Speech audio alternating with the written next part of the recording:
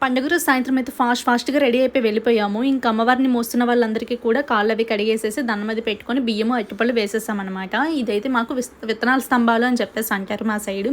ఇంక వీటి చుట్టూ అయితే గెరగలని చెప్పేసి అంటారండి. అవి కూడా ఉయ్యాలలోని ఊపిస్తూ, తిప్పుతూ ఉంటారు. ఇవంతా అయిపోయాక ఇంక మందుగుండు సామాన్లు అవన్నీ పేలుస్తూ ఉంటారు ఉయ్యాల చుట్టూ కూడాన. సో, పండుగ రోజైతే అమ్మవారిని ఈ విధంగా ఉయ్యాల్లో ఊపిన తర్వాతే మనము తర్వాత ఊగుతామనమాట. ఎవరైనా ఊగొచ్చు. దాదాపుగా 1 వీక్ అనేది ఉయ్యాలనేది ఉంచుతారు. తర్వాత తీసేస్తారు. ఇంకో అమ్మవారి ఉయ్యాల కార్యక్రమం అయిపోయిన తర్వాత ఇంక గుడికైతే బయలుదేరిపోయాము. ఇంకెక్కడి నుంచి గుడికి వెళ్ళేసరికి మాకొక 10 మినిట్స్ అయితే పడుతది. డెకరేషన్ అయితే చాలా బాగా చేశారు. ఇక్కడ మనకి టపాసులవి పేలుస్తారనమాట. డిఫరెంట్ షేప్స్‌లోని స్నేక్ టైప్‌లోని, ఈత చెట్టు టైప్‌లోని ఇవన్నీ పేలుస్తూ ఉంటారు. ఇంక ఫైనల్‌గా డాన్స్ ప్రోగ్రామ్‌కైతే చూడడానికి వెళ్ళిపోయాము. సో, ఇంక మా పండగ అయితే ఈ విధంగా జరిగింది. దాదాపు డాన్స్ ప్రోగ్రామ్ ఒక 2 అవర్స్ అయితే చూసేసి ఇంక ఇంటికైతే వెళ్ళిపోయాము. ఇంక ఫైనల్‌గా పండగ అయితే అయిపోయింది.